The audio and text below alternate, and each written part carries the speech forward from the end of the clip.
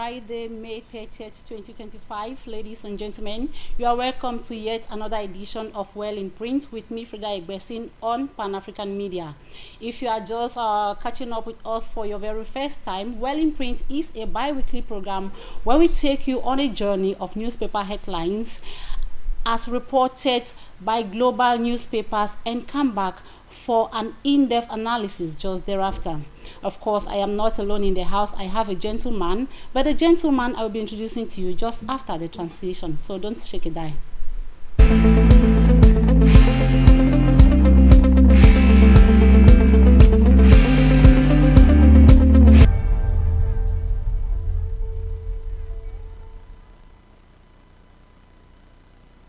If you are just joining us, you are live on Pan-African Media and the program on air is Well in Print.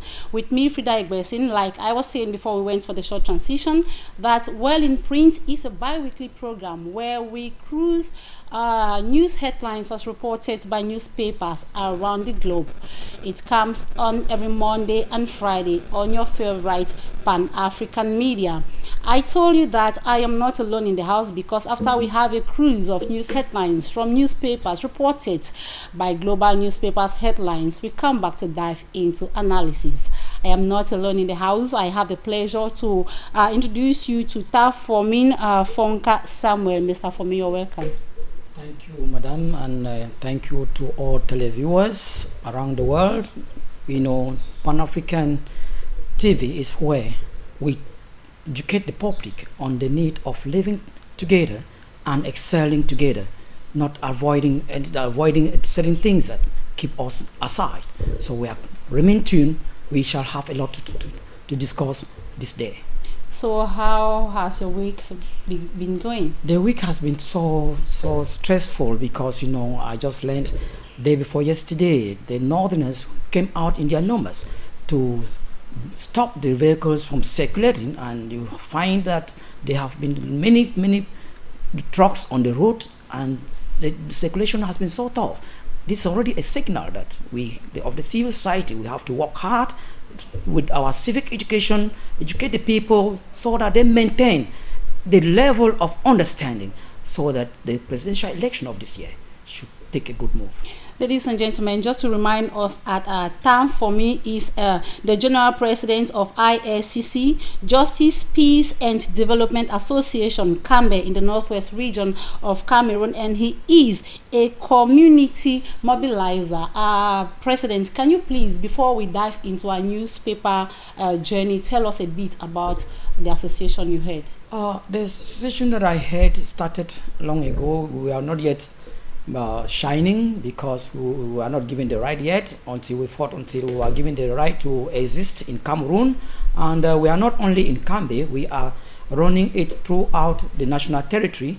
We have members in the north, we have members everywhere. We do civic education, make sure that we link the people, communicate government things with those of the citizens, make sure that the citizens will understand that without the government they cannot live, and without the citizens the government cannot exist. So to make sure that the government comes down to the roots and talk with their people, they open up for dialogue, even as what is going on in the northwest and southwest. We need dialogue, not hostility. Hostility doesn't pay. That is why we hold to the values of dialogue, and the values of dialogue comes from the values of humanity. You cannot talk of human being without talking of dialogue. No, if in what case, even no matter what, even terrorists, there's a third party that can manage the matters with terrorists. Not that they call people terrorists and there's nothing to manage with them. No, we look for the third party. They manage things and at least bring light to what is happening. So we work with associations. When we go somewhere, we make sure that we take the natives from that area. We pass the message to them. They can pass it to their people in the vernacular or in their dialect. Then we don't impose anything. We just keep paving our way, navigating among the citizens, telling them the truth, just the truth, and with the truth we shall save Cameroon. Okay, once more, Well in Print is delighted to have you on a set this afternoon. So you stand as a mediator. We can only wish you courage and say keep on doing the good work that you're doing. Ladies and gentlemen, we are diving straight into the newspaper headlines journey. We travel direct to Cameroon, where we are starting with the post-weekender. The post-weekender captions that the post-weekender carries this morning as major headline that the SDF braves insecurity, feast 35th anniversary in Fundis village. The paper says that despite hostilities that are in the west region of the country and in the southwest region, the SDF party has braved all odds this year by celebrating 35th anniversary of the SDF party in Fundis village.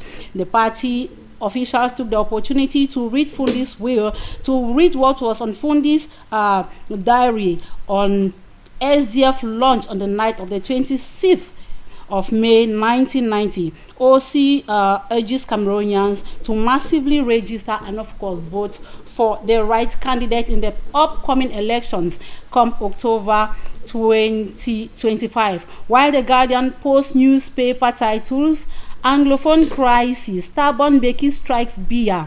The paper says former South African President, His Excellency Thabo Mbeki, has revealed that President Paul Biya has not been given a listening ear to proposals from his press on ways of resolving the lingering armed conflict in the two English-speaking regions of the country. It should be recalled that Thabo Mbeki was the second post-apartheid president of South Africa from June 14, 1999 to September 24, 2008. He made the revelation on May 26, 2025 while participating on a broadcast. From one paper to another, we leave Cameroon and move direct to Nigeria with the Guardian newspaper carrying as headlines: opposition, internal crisis, legal battles threatens 2027 elections. And from Nigeria, now we are moving into another continent. We move from the African continent and dive straight into the American continent, where we meet Americas. We flip over and we are starting with the Mercury newspaper's top stories that says SMOG bill minor Trump. The story says that amendments to Leno's law will allow inspirational exemptions only for elder cars with historic plates and of course collectors insurance. From the Mercury newspaper, we move over to the Wall Street Journal that captions this morning that court strikes down Trump's tariffs. From Donald Trump's country, let's take a walk to the United Kingdom with the Independent newspaper that captions this morning, which challenged Trump on foreign aid cuts and he blames EU. The story says that speaking about Air Force One on a new independent TV documentary sharing impact of US aid cuts on HIV patients, White House correspondent analyzes that President Donald Trump claimed that he has spent billions on HIV bills and is asking the question, where is France and where is Germany? This is where we draw the curtains on our newspaper journey. We shall dive into analysis just after the transition.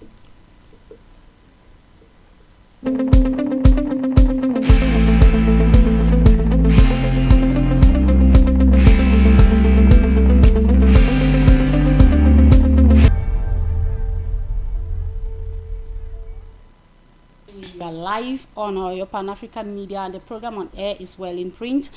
This morning we have been journeying across newspaper headlines, global newspaper headlines, where we started with the Republic of Cameroon. Like we all know, two English-speaking regions of Cameroon are in conflict, and of course we have upcoming elections in October 2025. I'm not alone in the house. Our guests in the house shall be shedding light on some very pertinent headlines that has been carried by newspaper captions this morning. I want us to start with the Guardian Post that talks of the the Post newspaper that talks of the SDF braving all insecurity challenges by celebrating the 35th anniversary of the party in Fundis village. Mr. Samuel, what can you say in relation to this headline? You know, the SDF has braved the odds this time. What can you tell them? I will say congratulations to the SDF chairman on the seat for the bravery and the smartness that is in him, and he's showing leadership spirit. If he has done this in Fundis village, it's like going to renew the legacy and continue with the legacy of the chairman. We all know what the chairman has been. The late chairman Fundi has been into this nation. He has been a politician that respects the state institutions. He has not been like breaking the rules or going outlaws like others are doing presently. And the population that came out is a look that they are ready to work with a new president. And if looking at things, I think it will be advisable for the new president, which is Mr. Joshua Ossie, to make sure he visits most of the divisions of crisis heated. Because by visiting those divisions, people can come closer. Then they will help, civil society will be there also to help and pass the message of peace, pass the message of justice, talk to the people. They should not only be political parties moving around. As they go to those people, let civil societies take advantage of the presence of people then and pass the message of peace, because these are some opportunities that hardly come. So when we see a leader that can pull crowd, I think the government should have respect for him as well. You're talking about Joshua Ossie, who has replaced late Fundi as the chairperson of the Social Democratic Front Party. There is another thing that Joshua Ossie made of here. He promises, like he has promised the population to take over presidency. Now let's face reality. Is this possible? Does the SDF still has that team to beat Paul Biya in the polls? It is very possible, because when God says yes, nobody can say no. You know, he has the potentials. He has been in politics for long, and he has that experience and can carry the image of the nation and portray very well. And he's so bilingual. That is one thing that we have to note, that with his status, he can do wonders and take Cameroon to another state. He's a technocrat by profession, and I think if he takes Cameroon, he will make sure that he turns Cameroon to a technocrat nation, because what Cameroon needs are leaders that are technocrats. You know, with technocrats, things can pass well. Okay, with technocrats, things can pass well. We can only do but wish them good luck in the upcoming elections. They have pledged to do their best and let their best help them. Yes. The Guardian Post is talking about Thabo Mbeki, the former South African president's revolution, that our own president, Paul Biya, has not been listening to advice from his press, from fellow presidents, country leaders, in measures on how to, curb the persisting Anglophone crisis. Now, this revolution was made on the 26th of this month.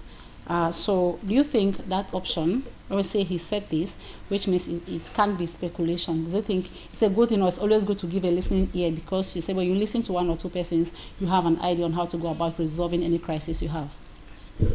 Madam Frida, you made a very good point, and somewhere along the line you mentioned that Thabo Mbeki, the former South African president. Yes. I will repeat, former South African president. Yes. You know, that's life. You see that democracy in South Africa is well advanced until we talk of former South African president. Maybe we are yet to talk of that in Cameroon. So we are into many challenges because the government don't listen. They don't listen to advice. Even what we have been proposing to the nation within us here, They don't even listen. Then a person of magnitude like the former president of South Africa, talking to the president of Cameroon, at least he should give a listening ear. He should at least, he is talking, there's the love that he's showing out to Cameroonians, passing through President Paul Biya, that at least try and look to your people and change their status and see how you can make so that they live a better life. And we don't supposed to go out and be searching for people, but take this advice and implement it. So they fail to implement what is right, but they go around intimidating the population. I think intimidation doesn't work. Intimidation causes more problems. So the advice from Thabo Mbeki, I think the president should take it and maybe look for amnesty, they plead for amnesty in such a way that the political prisoners should come out. Then those who went for exile should also have the possibility of joining the arena of Cameroon. There's other things as well. You know, those are the things that brings appeasement, and everybody is ready to join the political progress in Cameroon, because democracy is in evolution. Democracy in Cameroon, if somebody says democracy is not in evolution, therefore the person is lying. So I will just plead it to the president, our president. He is a long-serving president. What we are expecting from him now is the legacy, because you cannot, when you lead, what makes your leadership good or look beautiful is the legacy you leave behind. So we are pleading that this time around, he is the father of the nation. He is the father that brought democracy to Cameroon. He should better show us and do all the need for the people to see that before he leaves, he must have arranged Cameroon in a way that maybe the next president can only serve 2 mandates and give it to another one. Or else, we shall remain traumatized and a lot of depression will take Cameroon. Okay, we shall be leaving this to talk about the Guardian newspaper in Nigeria, where they are talking of opposition internal. You see, headline: opposition internal crisis and legal battles threatens 2027 elections. There is a question that lingers in my mind when I go through headlines like this. Why is it that in most African countries the opposition cannot unite as one and face the candidate in power? There is this thing, the system in place doesn't give them the chance to do that.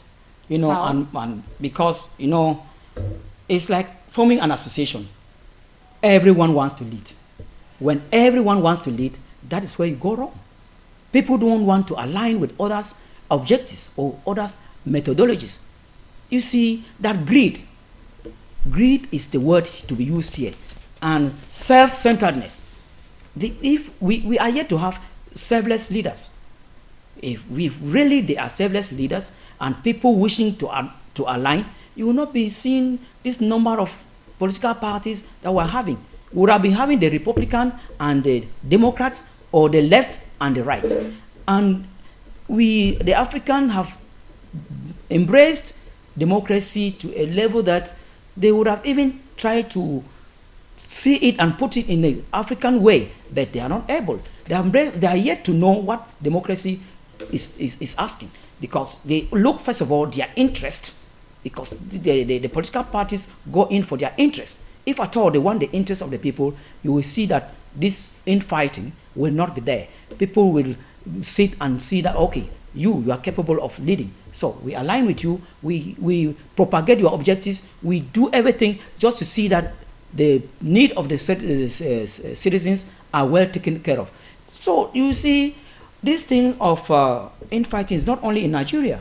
We have it here in Cameroon. Yeah, that's why I'm asking. Why is it recurrent in African countries? We have it here in Cameroon, and it is in Cameroon we have more than 300 and something political parties, and all these parties, some are on papers, some are not. If you don't, they don't.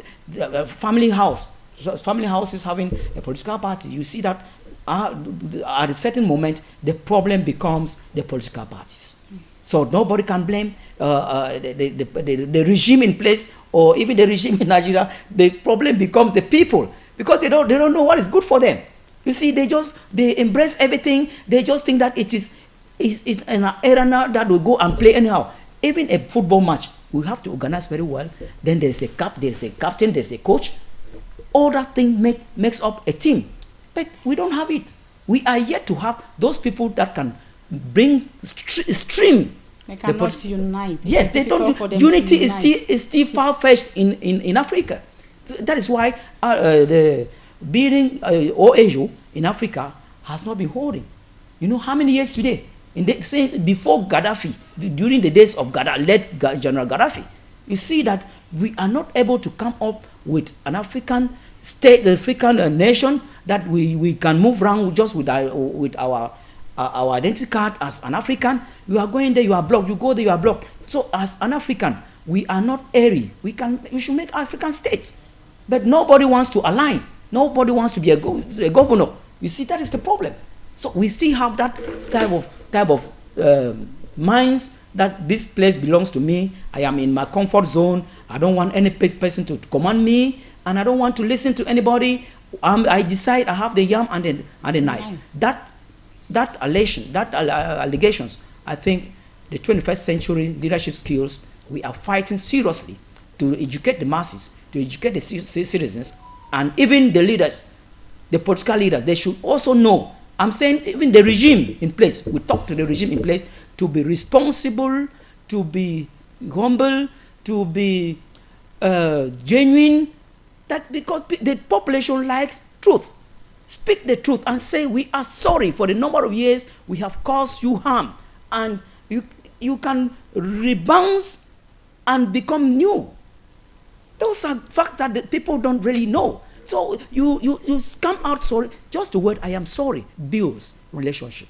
So the same disorder that reigns in Nigeria everywhere is a thing that goes around most of African countries, because we can testify that there are some countries that you will not hear such people. They are everywhere. The African countries are still suffering from leadership.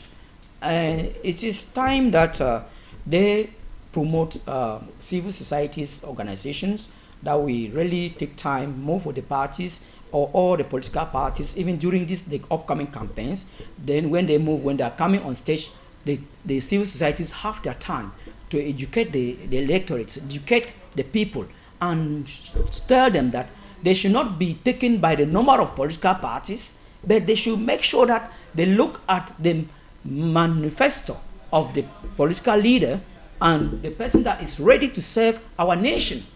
They should not be moved by this is that. No, we should focus on objectives, because as the candidates are many, that is how the population become more confused. All right. I want us to dive into Wall Street Journal in the United States of America. Wall Street Journal that has captioned this morning that caption, "Court strikes down Trump's tariff plan."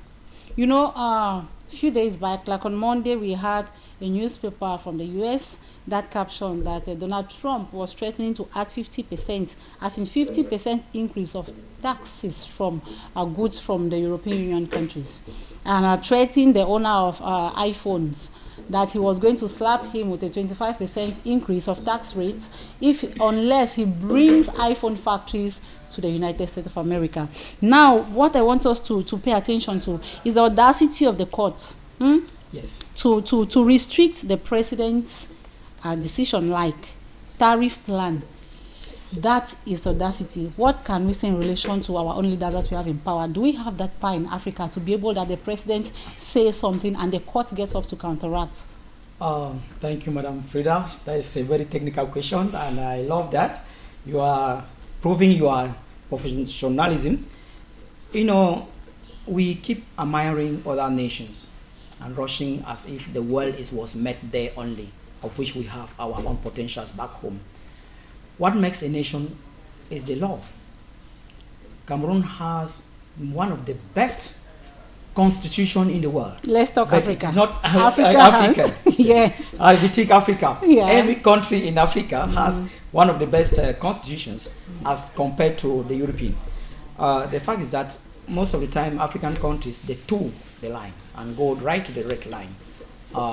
That they don't respect their own constitution is on papers, but they don't tend to respect what they have put as constitution, and that is what has been causing a lot of harm to them themselves, the leaders, and their population.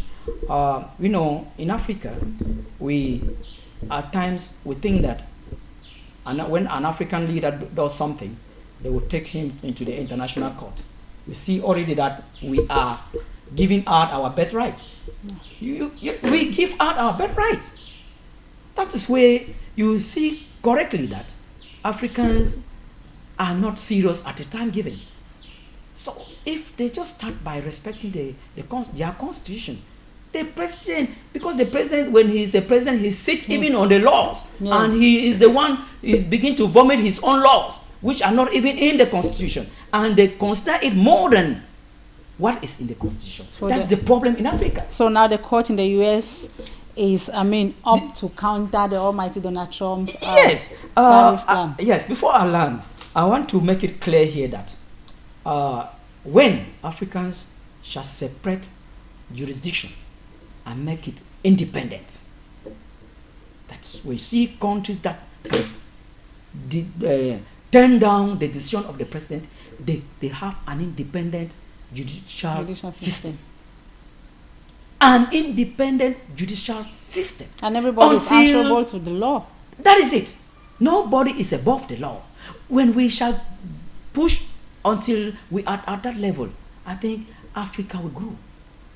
Because we will even find it easier for nations to come together and build a strong Africa. Because even the European, the American, the other nations, they are looking up to Africa. Though they sing song that they have been singing that Africa is this, Africa is this, it was only to make us be sleeping. Why other good things from Africa are going to develop the Western world? So now that the new generation is coming up and opening the eyes of Africans, and we can see things have started. There are signs of changes, and I think the wind of change that is blowing will blow everywhere. Knowing that Donald Trump that is leading America, yeah, do you think he's going to take this decision lying down, or he's going to press on? Because somewhere I read that they have appealed, like they have the right to appeal. They should appeal severally. What I know very well, Donald Trump is so emotional, and he likes talking to the press. He likes making a lot of quotations, and since he came back to power, he took power. We cannot count the number of expressions that he has been passing on media, or even in the Senate, or everywhere. Even talking to nations that are out of his command. He just see himself like after God is him. No, he's a present ruler. Yes, he's a present ruler, and somebody somewhere that in court, somebody somewhere in court is talking also. So I don't want to bring the name, it will be as if we want to. Yes. So to talk the reality, the law of America is there for everyone, and Donald Trump is going to align, accept, even making the appeal is just the channels of law, that when you are given a verdict, you can appeal it, but knowing fully that first quotation will not be they cannot forgo it. Okay. They will still hold to it, because because they see that there is danger. If they allow it pass, it will cause a lot of havoc. Commanding people. The world is a global village that we have to trade with America, trade with other countries. He comes up, be giving blowing wind information that commanding nations to come to install in the like iPhone to come and install in America. No, let them come and make their supermarket.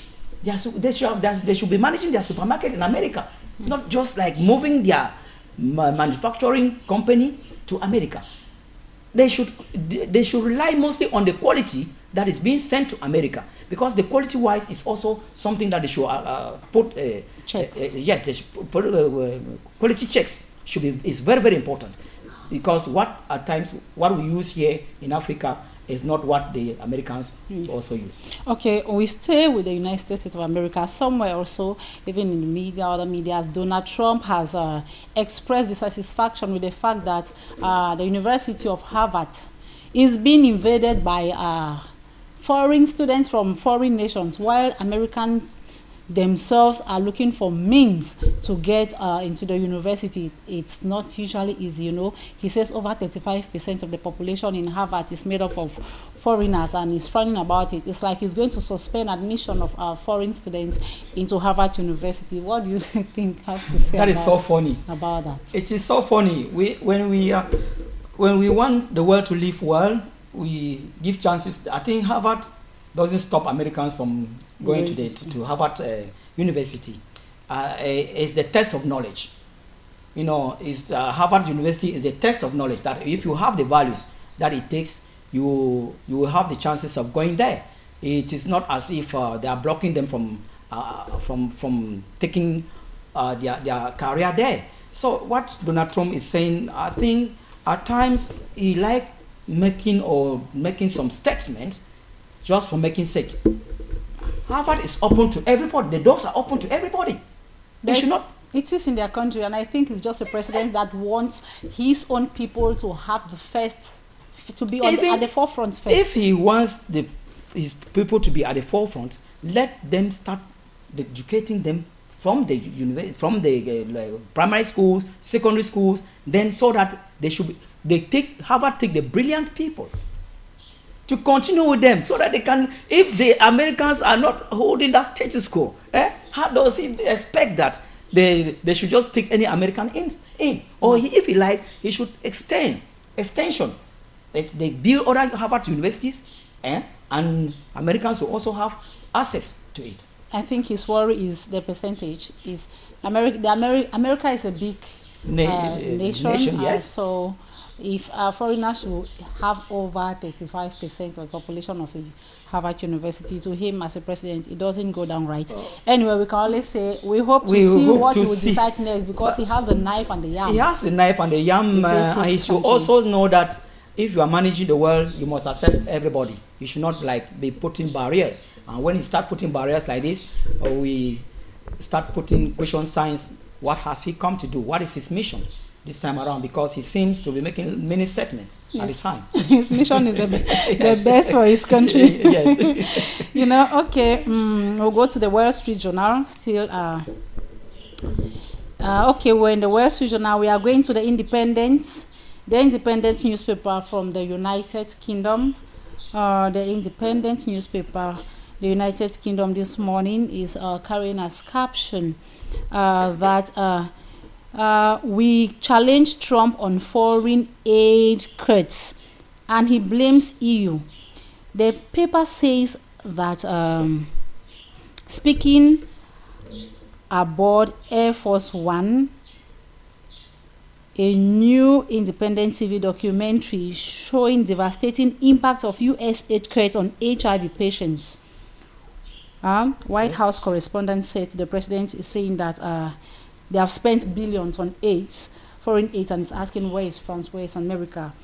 They challenged him and he accused the European Union. That is not my focus. Yes. I want our focus to be on the devastating effects of this threat of AIDS. Yes. Financial aid, yes, on AIDS, HIV patients. So what do you think? How do you think? Do you think the decision to suspend aid to HIV patients, it's a wrong decision from the part of President Donald Trump?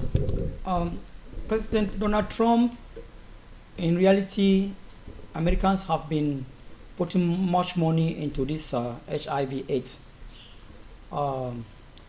Coming now and seeing the many challenges that America is facing, Donald Trump has made an alert. So nations should not take it as if it is bad. Donald Trump wants any nation to stand up, to grow. That's a push. It's a challenge. You have all the resources, you have good citizens, you have educated people, you have medical doctors, you have natural practitioners of medicines, everything that it takes to fight this HIV, this pandemic. Yet we depend. Yes. Yet it is not the fact. So on this, he is trying to encourage nation to contribute well. Yeah. Yes, to put in resources so that we fight for the people. And not to remain dependent. Not to when we at this 21st century nations are dependent, then citizens are dependent. You see that it becomes too painful. So to me, I will not see it too bad, but I will say he should at least be progressive, do it progressively. First of all, this is the time of sensitization. He has just sensitized nation to stand up. So he gives them maybe 2 or 3 years or 5 years, that in 5 years time, after his mandate, or after the 2 years or 3 years, then he will cut up. So but just cutting like that, I think it will, many people may die along the line. 2, 3, 4, 5 years, even Yes. to me, it's yeah, that's much. You know, somebody who is outside, you cannot cry more than the bereaved. It's true. So that's just a pointer that other nations, people who are counting on aid, foreign aid, who depend on foreign aid, should brace up to be able to handle their home issues, their country issues themselves, because each country generates wealth. Money. I want to say that Africa is almost one of the areas that receive this aid more, and Africa is the richest. Yes. Yes, the richest. But they Why don't know how to should we manage. be the richest yet we depend so much on foreign aids? Can that be explained? What the Africans do is that they fail to manage their resources well. You know, many of the time, our leaders get money, they take and go and put in banks in the in Europe and elsewhere. You just see that you cannot be carrying a bucket of water to go and put in a well, in an ocean. That is already a point showing that you have money.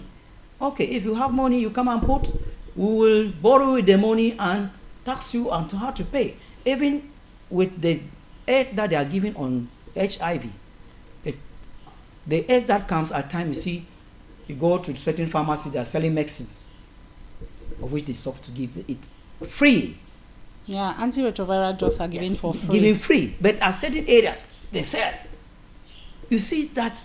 But that should be denounced. It should be, exactly, that's where I'm coming. Yeah. So we want to get facts, because we got some report like that. So we want to get facts, so that by denouncing, we should be having facts, not just a hearsay, because a hearsay is not good.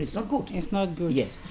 So calling upon African leaders to change that, what Donald Trump has said is a call to action, that African leaders can come together, then see how they can put resources at hand and take care of their citizens that are suffering from HIV, AIDS, and other pandemic. Because if we continue depending on the Europeans and other nations, it will not be good, because it seems as if we are shifting our leadership to other people around the world, and our own people are there and they are suffering, they are doing this, yet we carry our resources and use them and mismanage them.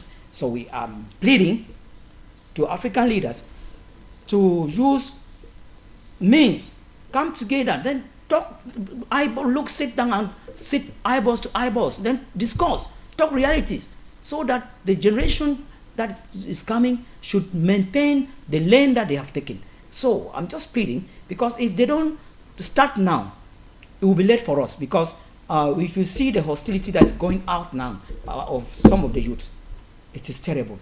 So it is time that our leaders that are there should pave the way and even put laws that will rule us for the next generations, that no person shall never touch again. That one will help Africa to grow. So Africa needs to help itself. We should stop depending. Aid. We are not saying that it's a bad thing to receive aid from people. It's not bad, but you should. But we should not depend and rely completely. Exactly. Which means that some sectors, for instance, I want us to still talk about this HIV/AIDS. Yes. Yeah. Which means that there are sectors that need to be, upgraded to capacities to be built for us to be able to produce things that can sustain us on our own. Yeah. You know, I want to saying that Professor Namangu had something on HIV virus. Good, yes. So, do you think that something can be done for that? Maybe to be brought to limelight and people use it and depend less on what is coming Thank you, from Madam outside. Frida. Sure, just recalled me a good point. Professor Anomango brought a product for HIV, but at a certain point, it was not put in the market because it came from a black. That's something that we're supposed to know that we don't depend on Europeans to put our product in the market. We should be independent. Make our product, put them in the market. They serve the population. But since others depend that by taking the aid from other nations, they will pass through behind the doors. That is why they keep depending. I will also thank our Archbishop Samuel Kleda. Yeah. During the coronavirus that came in, I think there was one minister, one man in Yaoundé who supported the product, the concoction that Samuel Kleda and his team produced. That one went viral and it helped our population to withstand the condition. And it is what would have been done same with the product of Professor Anomango. Of blessed memory. Of blessed memory. If there are traces of that product, I'm pleading on this government to make sure that they go to it and see how they can package it so that it can help our population. The other time I saw PhD, they were out marching and saying there's no job, there's not this.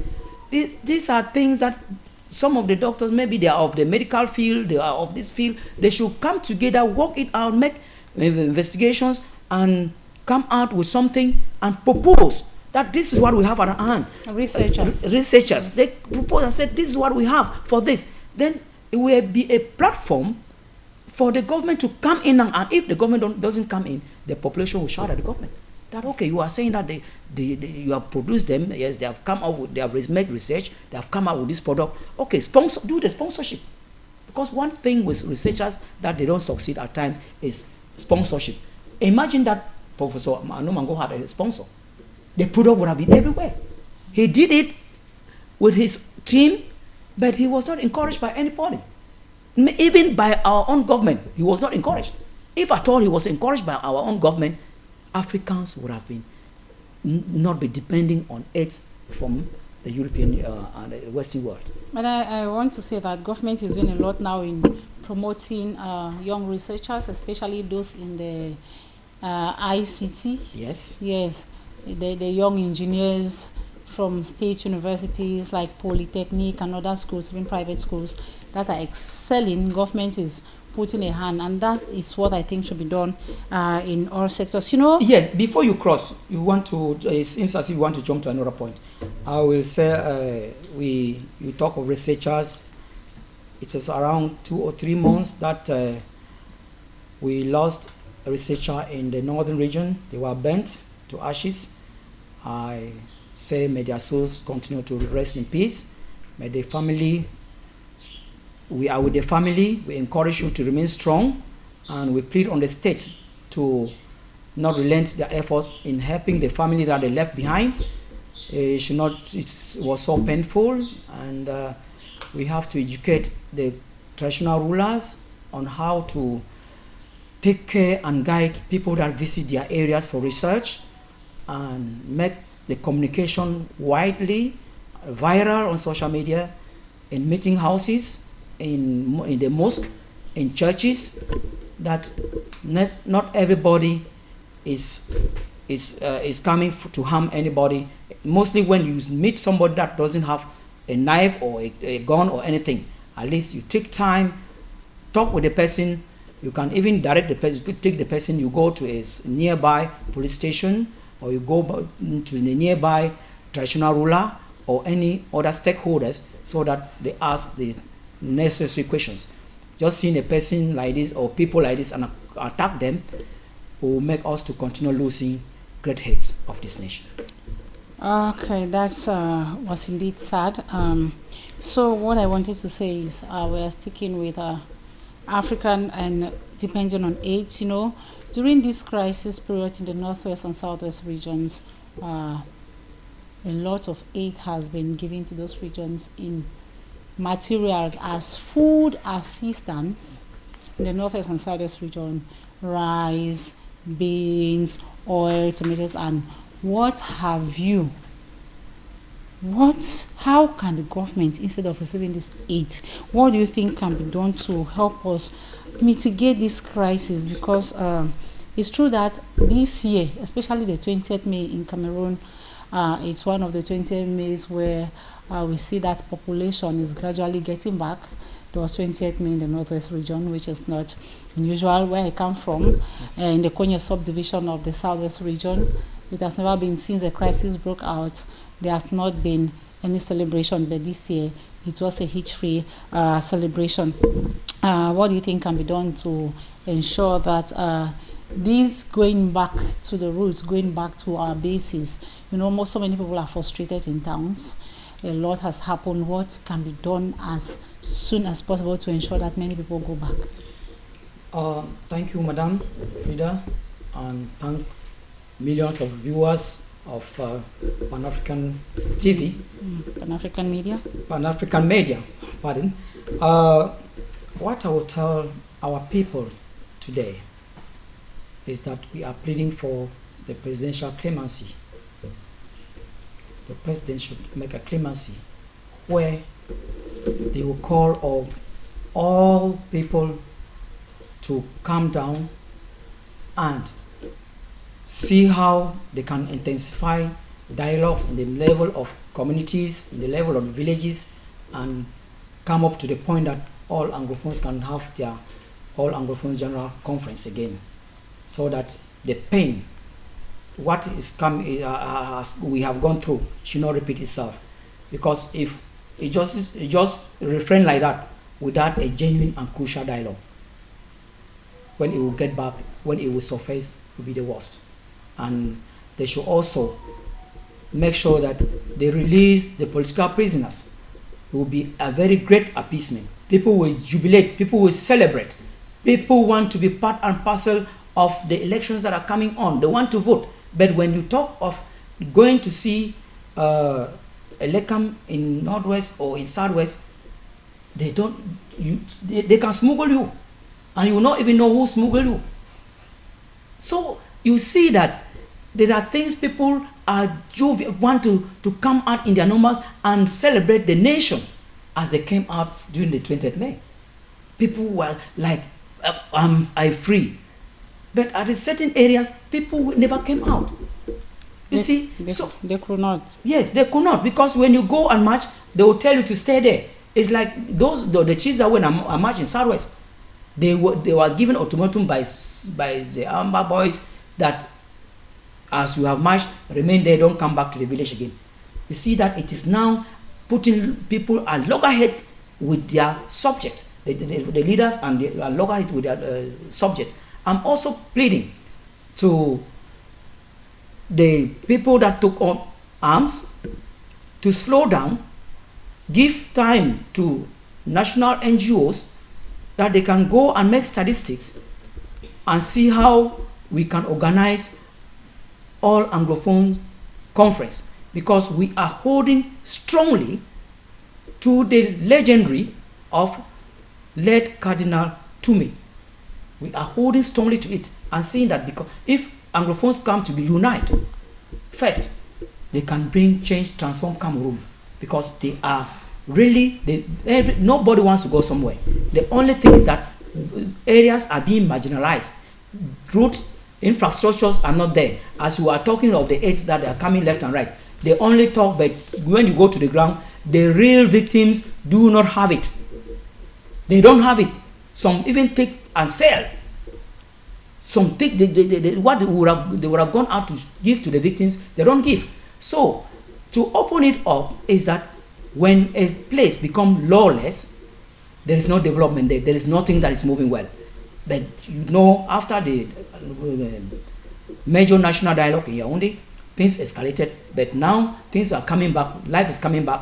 We pray that both parties should understand that we cannot do something by holding arms, but we can do something by advocacy, bridging, and diplomatic approaches. Those are we call it what? Alternatives of crisis. Yes. They are alternatives of crisis. So we of ISCC, we hold to the alternatives of crisis. We are telling Cameroonians, calling upon everyone who by mistake or intended took up arms to permit us navigate, get our facts, then we shall be going up to make sure that facilitate. We are only facilitators. We shall facilitate in such a way that all Anglophones General Conference can hold again, so that we come out of this mess. Because it is me and you that can make things be. If we don't come together, the government cannot listen. But when we come together at all the meetings, government officials, other people can be there, so that we speak the mind and see that we live on again. Okay, I want us to maybe run up with this. Outside is out of our headlines. If you followed news talking about the Anglophone crisis, presidential election, and all those things, you are aware that the Prime Minister traveled to Buea yesterday. Yes. Right, and today he is going to be special guest at the 6th session of the PPRD, Northern and Southern Steering Committee. So this is a 6th committee they are holding, 6th meeting. This committee is sitting for. The committee is there to, to sort out means, to bring suggestions, to sort out strategies on how we can regain sustainable, lasting peace, yes, in these two troubled regions. Do you think this 6th meeting, where the Prime Minister is going to be the special guest, can be the last straw that when's the coming? For good. You make me laugh. I just laugh. This government have good strategies, but they keep using the wrong method. Okay. Yes, it's the wrong method. Because. So how wrong is the method? The method is wrong because it's like you see that you come to impose something to the people. There is a strategy that ISCC, ID Solutions Community Communication, which are for justice, peace building, and development. We see the need to go right to the grassroots. That is where this thing should start. Start building confidence. Start building love. Start building trust. When you go and just at the headquarters, people that are in Bangem, do they know that something is happening like that? There are some TV channels are not even showing. There's no light. There are no routes there. Will they know that something is taking place? So what we say is that we use a strategy where we go to a region, get the people involved, let them sit in their communities, in their villages. We start from there. They will see into there were families that would have not talked. They were not talking. They start chatting. We start saying forgiveness. Start doing this like this. We get our formula, then come from there. We go to the subdivision. From subdivision, we go to the division, and from the division, we go to the region. We do it on both sides, southwest and northwest. So, if this strategy is not followed, when we do like that, then now all Anglophone general conference will now come up, where all the Anglophone stakeholders that do like that, are the stakeholders of Southwest there. Or are they all invited? They are surely there. Everybody cannot be invited. Okay. If they are invited, are they representing, are some of them representing their people? Because if you see where the people are on seat are representing their people, you will see how life is moving. Like in Kambe. When you go to Kambe, you see how in Kambe town, around Kambe town, and in of Kambe town. Let me be precise. I'm talking about Kambe town. You see how daily activities are moving very well, because the leader that is in Kambe town is representing the people of the town. Yeah. And you go to Ndu, there are good things moving there, because the leaders there are representing their people. So the question now is, are those stakeholders the representatives of their people? Will they take the message to the people and it will work? Those are the questions. So taking to our own strategy, as I'm saying and repeating, the state has potentials, but they don't want to use. They think that you should be Mr. or Honorable of this. No, time has come where you should take what the messenger is preaching.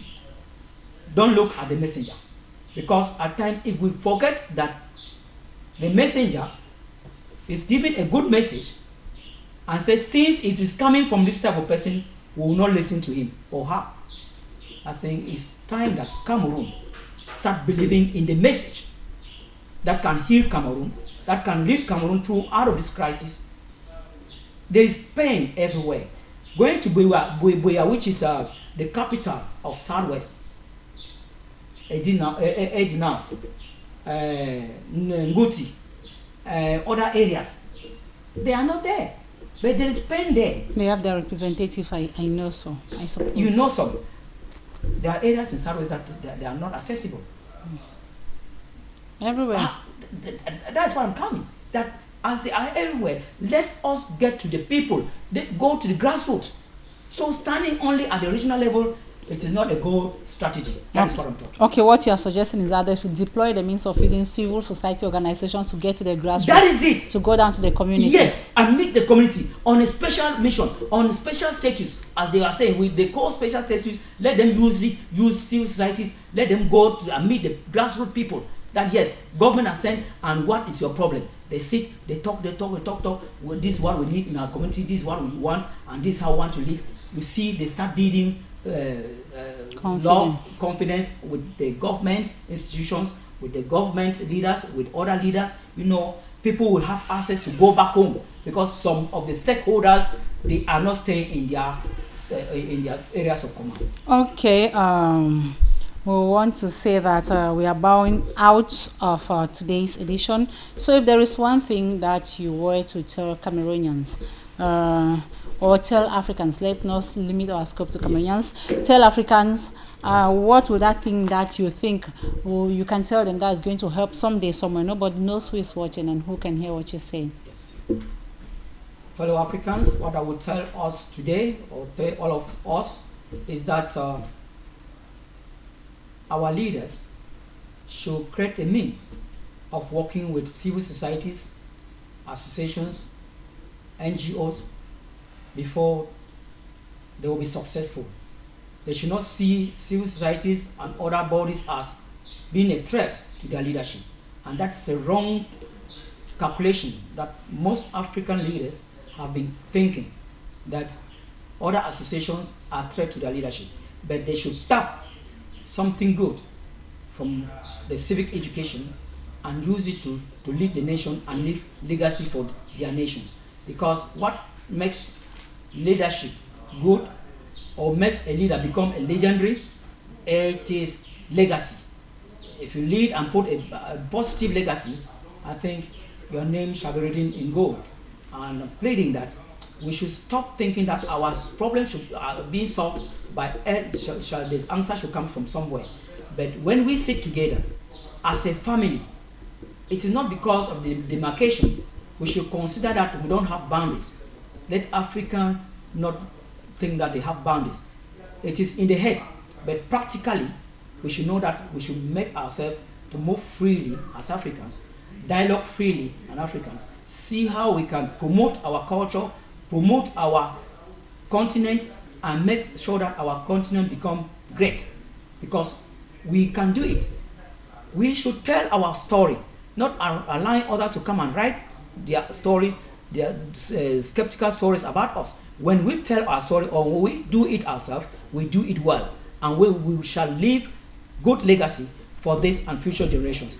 And we Africans should stop holding to powers, because if you know that you have a good legacy, you have a good legacy, you prefer to bring up somebody and see the person continue while you are still alive, then giving the person advice on how to continue.